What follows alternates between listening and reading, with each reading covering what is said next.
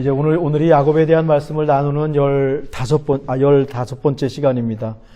다음 주가 마지막 시간일 것 같습니다. 언제 끝나나 하셨던 분들 계시면 다음 주가 이제 야곱에 대한 말씀 마지막입니다.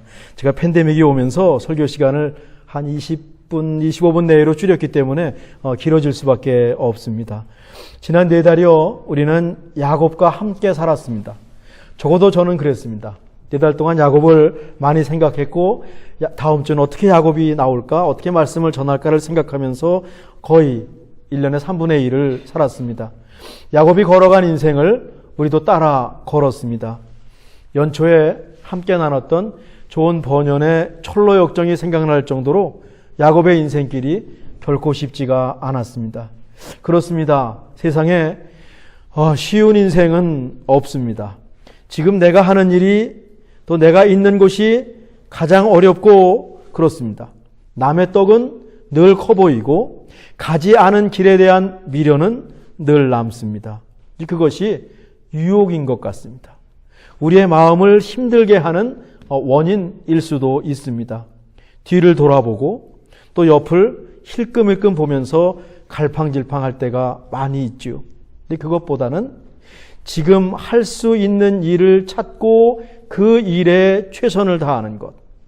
우리 그리스도인이니까 그것을 하나님의 일로 만들어내는 것. 이게 중요합니다. 이것이 지난주 수요 예배에서 배운 세월을 아끼라라고 하는 말씀의 뜻입니다. 세월을 아끼는 그리스도인은 이렇게 삽니다. 어떤 시간이든지 어떤 일이든지 그 시간을 하나님의 시간과 하나님의 일로 만들어내는 겁니다. 그것이 우리가 행하는 구속이다, 리뎀션이다 라고 하는 겁니다.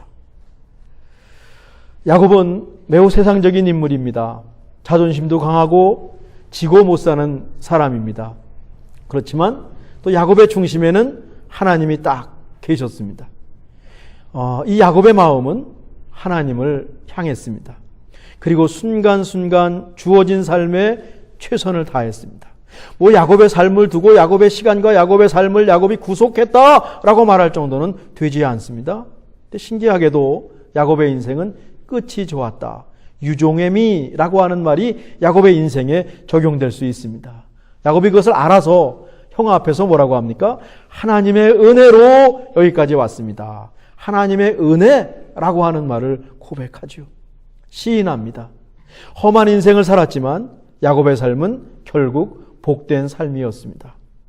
형 에서도 인간적으로 보면 훌륭합니다. 실제로 형 에서도 세상에서 성공했습니다. 하나님을 믿는 것만 하나님을 믿는 사람만 세상에서 성공하는 게 아닙니다. 하나님 믿지 않으면 세상에서 다 쭈그려 사는 게 아닙니다.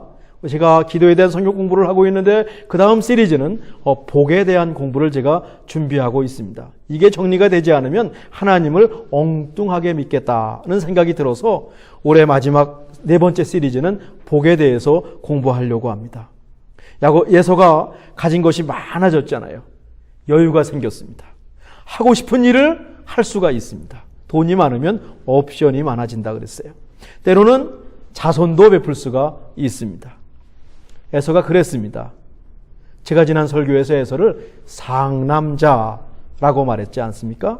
그런데 에서에게는 하나님이 없습니다.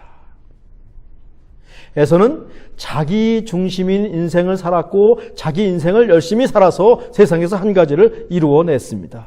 기껏해야 아버지 이삭의 비율을 맞추는 정도가 에서의 삶의 수준이었습니다. 야곱과 에서가 여기서 차이가 나는 겁니다. 둘 다 성실하게 살았고 나름 성공했습니다. 그런데 에서에게는 하나님이 없어요.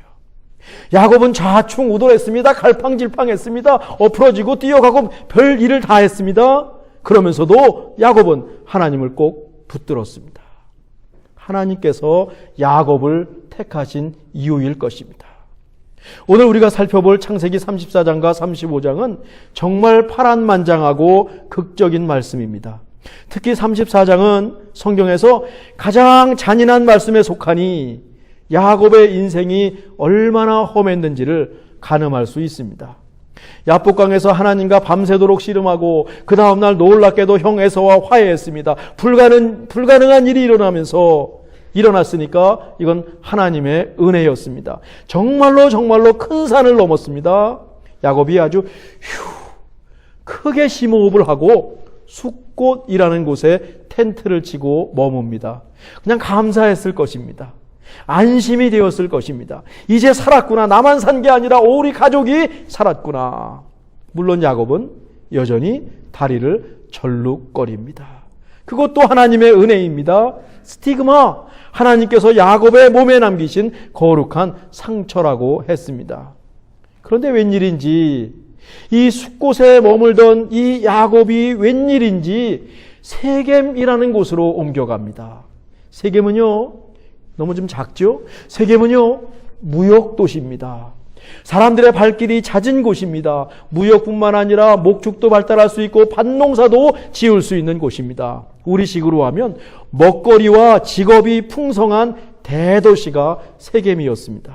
그런데 여기는 가나안 족속들이 사는 이방도시, 가나안 땅이라고 성경은 적시하고 있습니다. 무슨 말입니까? 하나님을 섬기지 않는 곳이요, 하나님이 계시지 않는 곳입니다. 그런데 신기하게도 이 야곱이 세겜으로 이주하는 과정이 평안했다라고 했습니다. 세겜으로 가는 것이 하나님의 뜻이라고 생각했을 거예요. 왜? 평안하니까, 별일이 없으니까. 도시에 머물면서 한번 더 크게 성공해보자 싶었나 봅니다. 우리가 아는 야곱이라면 충분히 그럴 수 있습니다. 하나님을 만나고 이름도 바뀌었지만 그 본성을 고치기는 너무 어렵습니다. 세상 사람들과 경쟁에서 한번 이겨보고 싶은 야망, 욕망이 야곱 속에 그대로 살아 있었던 것 같습니다. 야곱이 세겜 땅에서 땅을 삽니다. 그리고 집을 짓습니다. 제단을 쌓습니다. 그리고 제단의 이름을 엘로이 이스라엘이라고 붙입니다. 하나님, 이스라엘의 하나님이란 뜻입니다. 이스라엘은 야곱의 변화된 이름 아닙니까? 세겜에서 야곱은 한번 하나님의 이름을 의지해서 멋지게 살아보겠다, 이런 다짐을 한 것 같습니다.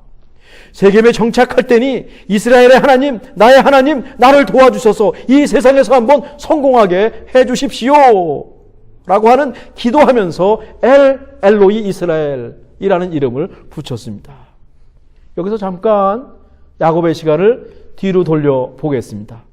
야곱이 처음 고향을 떠날 때 베델에서 하나님을 만났고 돌베개 베고 자다가요, 하나님께서 다음과 같이 약속하셨습니다. 창세기 28장 15절인데 제가 읽죠. 내가 너와 함께 있어 내가 어디로 가든지 너를 지키며 내가 내게 허락한 것을 다 이루기까지 너를 떠나지 아니하리라. 한 가지 빼먹었죠. 너를 이끌어 이 땅으로 돌아오게 할지라. 야곱은 베델로 갔어야 합니다. 그런데 지금은 베델을 코앞에 두고, 아주 코앞에 있습니다, 가나안 족속이 살고 있는 세겜에 정착했습니다. 거기서 하나님의 이름을 부릅니다. 뭔가 맞지가 않습니다. 엇박자가 납니다. 어색합니다. 아슬아슬해요. 그러던 중에 아주 큰일이 벌어집니다. 딸 디나가 친구를 사귈까 해서 마실을 나갔다가 그만 세겜 족속 하몰의 아들 세겜에게 성폭행을 당합니다. 족장 아들의 이름이 도시의 이름과 똑같습니다. 유력한 후계자였을 겁니다. 지난주 한국에서 대낮 산책로에서 묻지마 성폭행을 당했습니다. 그 20대 여성이 목숨을 잃었습니다. 어떻게 그런 일이 생기는지 말이죠. 정말 안타깝습니다. 이제 한국도 치안이나 모든 것이 안전한 나라가 아닌 것 같아요. 근데 대개 성폭행을 하고 나면 외면하고 버리게 마련입니다. 다음에 넘어가면 다윗의 아들도 그랬거든요. 근데 이 세겜이라고 하는 청년은 디나와 결혼하고 싶어요. 이것도 흥미로운 일입니다. 세겜이 아버지 하몰과 함께 야곱을 찾아옵니다. 여동생이 세겜 사람에게 겁탈당했다는 말을 듣고 이 들에서 양을 치던 야곱의 아들들이 전부로 집으로 몰려왔습니다. 양측이 서로 마주 앉았습니다. 세겜 족장이 말합니다. 당신의 딸 디나를 우리 아들에게 아내로 주십시오. 그러면 당신의 가정과 우리 가정이 잘 화친하고 더불어 살게 될 것입니다. 야곱 가족에게 영주권을 주겠다라고 하는 제의입니다. 그 말을 듣고 야곱의 아들들이 조건을 하나 제시합니다. 세겜 남자들이 모두 할례를 받으면 우리 동생 디나를 당신 아들 세겜에게 주겠소. 이 세겜 족장 하물이 세겜으로 돌아가서 백성들을 모읍니다. 자, 우리 아들이 결혼하게 생겼습니다. 저기 야곱, 아브라함의 우선 야곱의 딸과 우리 아들이 결혼을 합니다. 조건이 하나 있는데 당신들이 다 할례를 받아야 됩니다. 할례를 받으면 야곱도 부자 아닙니까? 우리도 부자 아닙니까? 같이 더불어 잘 살게 될 것입니다. 그렇게 세겜 사람들이 할례를 다 받았습니다. 그리고 사흘이 지나는 날 야곱과 레아 사이에서 태어난 시므온과 레위라고 하는 아들, 이 디나의 친오빠입니다. 세겜에 가서 할례를 받고 회복 중인 세겜 사람들을 전부 죽입니다. 전부 죽입니다. 그리고 나머지 아들들이 우르르 몰려가가지고 세겜 재산을 다 갖고 오고 여자와 아이들까지 포로로 잡아왔습니다. 야곱의 아들들이 세겜 족속을 꼼짝없이 감쪽같이 속인 겁니다. 아버지가 속였죠. 아들도 속이네요. 부전자전입니다. 야곱의 아들들이 한 일은 결코 의롭지 못합니다. 비겁합니다. 잔인합니다. 하나님께서 아브라함에게 언약의 표시로 할례를 주셨는데 그 할례를 가지고 장난을 치고 그 할례를 가지고 세겜 사람을 속이고 신앙적으로 잘못되었습니다. 하나님 백성이라고 세상에 나가서 마구 행하면 안 됩니다. 신사적이어야 합니다. 예의를 지켜야 합니다. 당신들 지옥 갑니다라고 마구 말해도 안 됩니다. 당신들 악마의 아들입니다라고 말할 것도 아닙니다. 신사적이고 예의를 지키고 사람들을 배려하면서 행동해야 되는 것, 기독교인이 무례하게 행동하면 안 됩니다. 기독교인이 세상에서 아주 예의 있게, 예의 바르게 행동해야 됩니다. 그런데요, 이 딸 디나가 성폭행을 당하고 아들들이 세겜 사람들을 속여서 큰일을 벌이는 동안 우리 34장에 보면 읽진 않았지만 야곱은 아무 목소리도 내지 않습니다. 야복강에서 하나님과 씨름하고 맨 앞으로 나가서 형 에서를 마주할 때 그 야곱은 없습니다. 나이가 들어서 그랬을까요? 살림을 아들들에게 다 맡기고 나니까 이제 야곱에게 힘이 없었을까요? 다 상속해버리고 정여해주고 나니까 야곱에게 힘이 없어서 야곱의 그 목소리가 낮아졌을까요? 일이 다 끝나고 나서 야곱이 이렇게 말해요. 34장 30절입니다. 야곱이 시므온과 레위에게 이르되 너희가 내게 화를 끼쳐 나로 하여금 이 땅의 주민 곧 가나안 족속과 브리스 족속에게 악취를 내게 하였도다. 나는 수가 적은즉 그들이 모여 나를 치고 나를 죽이리니 그러면 나와 내 집이 멸망하리라. 가나안 족속들이 힘을 합쳐서 쳐들어오면 어떻게 하느냐. 아들들의 행동을 두고 가타부타 아무 말도 못합니다. 세겜에 정착하면서 불렀던 엘로이 이스라엘, 자기의 하나님은 입 밖에도 내지 않습니다. 걱정만 합니다. 불안해합니다. 세상에서 하나님 없이 살다 보니 야곱의 신앙이 다 사라져 버렸습니다. 세상에서 하나님 없이 살다 보니 이 모은 재산 없어지면 어떡하나? 하나님은 없어지고 그 세상 것들에 야곱이 지금 눈을 쓰고 마음을 쓰고 있습니다. 아들들이 야곱에게 이렇게 쏘아붙입니다. 31절입니다. 그들이 이르되 그가 우리 누이를 창녀같이 대우함이 옳으니까. 아들들 말도 틀리지가 않아요. 지금 아주 풍지박산이 났습니다. 어지럽습니다. 야곱이 왜 이렇게 무력해 보일까요? 이런 비극을 자초한 사람은 야곱입니다. 왜 세겜에 머물렀는지요? 야곱의 판단이 틀렸습니다. 입이 10개라도 자식들 앞에서 할 말이 없습니다. 그날부터 야곱은 행여나 이 가나안 족속이 쳐들어와서 우리 가족이 다 멸망하면 어떡하나 불안에 떨었을 것입니다. 괜히 세겜에 머물렀습니다. 조금 더 편하게 살려고 돈을 좀 더 많이 벌기 위해서 또 출세하기 위해서 세겜에 땅을 사고 정착했는데 그것이 패착입니다. 후회 막심이에요. 야곱의 인생에 이렇게 또 깜깜한 밤이 찾아옵니다. 그러면 누가 오십니까? 그분이 오십니다. 하나님께서 어김없이 야곱을 찾아오세요. 야곱에게 하나님은 정말 좋으신 분입니다. 야곱이 외롭고 힘들고 어떻게 하는 것이 좋을지 모를 때 하나님은 꼭 찾아오십니다.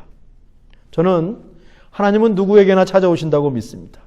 하나님은 어느 때나 공기처럼 우리와 함께 하시는 임마누엘 하나님이라고 믿습니다. 단지 그 하나님을 알아차리고 하나님의 음성을 들을 수 있는 눈과 귀가 필요할 뿐입니다. 그것이 에베소서에서 배운 지혜고 그것이 바로 성령 충만입니다. 펄펄 뛰는 것이 성령 충만이 아니라 하나님의 음성을 들을 수 있는 귀가 있고 볼 수 있는 눈을 갖고 사는 것이 성령 충만입니다. 그 눈과 귀가 무디어졌다면 우린 지금 세겜에서 하나님을 잊고 살아가는 것이죠. 아무리 나이가 들어도 힘이 빠졌어도 야곱에게는 그런 영적 감각은 살아있습니다. 이게 야곱이 우리에게 배울 점이죠. 35장 1절입니다. 우리 같이 읽으실까요? 하나님이 야곱에게 이르시되 일어나 베델로 올라가서 거기 거주하며 내가 내 영 에서의 낯을 피하여 도망하던 때 내게 나타나던 하나님께 거기서 제단을 쌓으라. 왜 세상 도시 세겜에 머물렀냐고 하는 하나님의 안타까운 말입니다. 어쩌면 하나님의 야단치심입니다. 늦지 않았으니 일어나서 베델로 올라가라는 말입니다. 베델은 야곱이 형 에서를 피해서 고향으로 떠날 때 하나님을 만났던 곳입니다. 그렇게 좋은 은혜의 자리가 있는데 야곱이 지금 세겜에 머무르고 있었어요. 있어야 할 곳에 있는 것이 중요합니다. 베델에 가서 제단을 쌓으라는 겁니다. 엉뚱한 곳에 마음 두지 말고, 엉뚱한 곳에 있지 말고, 세상 기웃거리지 말고, 세상 하나님이 가라는 그곳에 머물고 그곳에 가서 하나님 예배하는 삶을 살라라고 하는 것입니다. 하나님 백성답게 살라고 하는 것입니다. 그 순간 야곱은 두말하지 않고 하나님 말씀에 순종합니다. 뭐라고 말씀하시냐면 이렇게 말씀합니다. 우리가 일어나 베델로 올라가자. 내 환난 날에 내게 응답하시며 내가 가는 길에서 나와 함께 하신 하나님께 내가 거기서 제단을 쌓으려 하노라. 야, 이게 야곱의 신앙입니다. 올라가라! 라고 하니까 야곱은 두말하지 않고 일어나서 베델로 올라갑니다. 힘이 없어 보였는데 하나님 말씀을 듣고 하나님의 일이라면 어디서 생겼는지 큰 소리로 아들들을 다 모아놓고 우리 올라가자! 라고 말합니다. 그냥 가는 것이 아닙니다. 가족들에게 가지고 있던 이방 신들을 다 갖고 오라고 합니다. 옷도 갈아입으라고 합니다. 그러고 보니까요, 이 야곱 가족이 세겜에 머무는 동안 하나님 잊어버렸습니다. 이방 신을 따랐습니다. 옷도 그들처럼 입었습니다. 거룩 구별됨이 없었습니다. 완전히 망가졌습니다. 세상에 찌들어 살았습니다. 야곱도 이것을 막지 못했습니다. 나이가 들었거든요. 우리 권사님들 잘 아십니다. 부모가 나이가 들고 자식들이 커지면 부모는 그저 참고 살 뿐입니다. 발만 동동 구르면서 하나님께 기도할 뿐입니다. 막을 힘이 없어져요. 야곱이 그랬던 것 같습니다. 야곱 가족들이 이방 신상을 다 갖고 옵니다. 귀고리도 갖고 옵니다. 야곱 자녀들이 착해요. 근데 사람을 속여먹는 DNA도 갖고 있지만 아버지가 신앙이라고 하는 말을 하니까 하나님 믿어야지. 우리 잘못했다. 이제 하나님 믿자! 라고 말하니까 야곱의 가족들이 다 갖고 와요. 야곱의 믿음도 야곱의 자식들에게 전수되고 있습니다. 이건 흐뭇하죠. 야곱이 그것을 세겜 상수리 나무 밑에 다 묻습니다. 세겜에서 있었던 일은 세겜 땅에 묻고 하나님께서 말씀하신 베델로 향합니다. 일종의 회개죠. 말로만 회개하는 것이 아니라 행동까지 뒤따른 회개니까, 그리고 새 출발을 하는 것입니다. 야곱 가족이 베델로 갑니다. 이제 비로소 있어야 할 곳에 왔어요. 하나님께서 야곱의 이름을 이스라엘로 바뀐 것을 또 한번 확인해 주시고 야곱과 다시 언약을 맺으시고 축복하십니다. 35장 11절입니다. 같이 읽으실까요? 하나님이 그에게 이르시되 나는 전능한 하나님이라 생육하며 번성하라. 한 백성과 백성들의 총회가 내게서 나오고 왕들이 내 허리에서 나오리라. 나는 전능하신 하나님이라. 엘샤다이. 지금 야곱은 힘이 없어요. 예전 같지 않습니다. 아들들이 하는 일을 말릴 수도 없고 그들을 지배할 수도 없습니다. 그때 하나님께서 나는 엘샤다이, 전능하신 하나님이라고 말씀하십니다. 야곱에게 얼마나 힘이 되고 위로가 되었을까요? 야곱의 말씀을 나누는 이 시간, 하나님이 우리의 힘이 되심을 믿습니다. 엘샤다이, 전능하신 하나님을 믿습니다. 우리의 약함 속에 임하실 전능하신 하나님을 이 시간 구합니다. 몸과 마음이 약해질수록 엘샤다이, 전능하신 하나님을 부르고 의지하기 원합니다. 베델에서 하나님이 다시 야곱과 약속하세요. 할아버지 아브라함과 맺었던 땅을 줄 것이고 너희 자손이 번성할 것이다. 그렇게 야곱이 베델에 정착합니다. 야곱은 세겜에서 딸이 성폭행을 당하고 아들들이 잔인한 짓을 하면 상상할 수 없는 일을 겪었습니다. 세겜에서 야곱이 겪은 일은 끔찍했습니다. 그런데 하나님께서 야곱을 베델로 인도하셨고 그곳에서 야곱을 축복하셨습니다. 이 어려운 일도, 이 잔인한 일도 깔끔하게 마무리가 되었습니다. 좋게 끝났습니다. 이렇게 야곱에 대한 말씀은 베델로 시작해서 베델로 끝이 납니다. 하나님의 약속으로 시작해서 약속으로 끝납니다. 힘겹기는 하지만 끝이 좋으니 참 복된 인생입니다. 야곱과 그의 가족은 베델에서 하나님을 기억하고 하나님을 예배했습니다. 같은 가나안 땅이죠. 하나님이 계시지 않는 세겜과 베델은 그런데 차이가 큽니다. 땅 자체보다도 야곱의 마음에 하나님을 모시고 사느냐 모시지 않고 사느냐라고 하는 것입니다. 세겜이라고 하는 것은 하나님을 믿는 믿음을 없애는 곳이었고 이 베델이라는 곳은 하나님을 다시 믿게 하는 곳이었습니다. 우리도 세상을 살아갑니다. 세상을 등지고 우리만 격리되어서 살 수는 없습니다. 세상 속에 살아갑니다. 그렇지만 세겜의 삶은 조심해야 할 겁니다.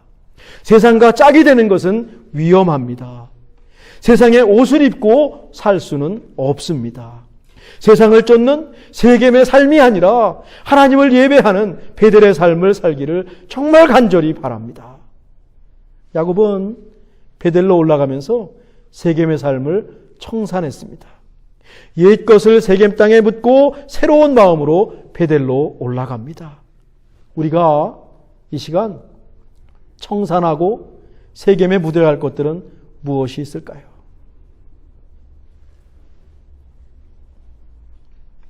하나님 말고 우리가 섬기고 있는 이방신들은 없는지요? 벗어버려야 할 옷은 우리에게 없는지요? 하나님을 믿지 않는다면 상관없습니다. 하나님을 믿는다면, 우리가 하나님을 진짜로 믿는다면 에베소서에서 배웠듯이 옛사람을 벗어버리고 심령이 새롭게 되어 새 사람을, 새 옷을 입기 원합니다. 하나님께서 아침마다 새롭게 우리를 찾아오십니다. 그러니 우리도 아침마다 세겜의 삶을 벗어버리고 베델로 올라가기로 결심해야 할 것입니다. 베델은 엘샤다이, 전능하신 하나님이 계신 곳입니다. 세겜에 머물지 말고 하나님 계신 베델로 올라갑시다. 기도하겠습니다. 하나님, 우리가 세겜의 삶을 청산하고 베델로 올라가서 그곳에 살게 하옵소서. 우리는 여전히 연약합니다. 부족합니다. 흔들립니다. 유혹에 쉽게 넘어갑니다. 엘샤다이, 전능하신 하나님의 도움과 인도를 간절히 구합니다. 우리의 발길을 친히 인도해 주옵소서. 예수님의 이름으로 기도하옵나이다. 아멘.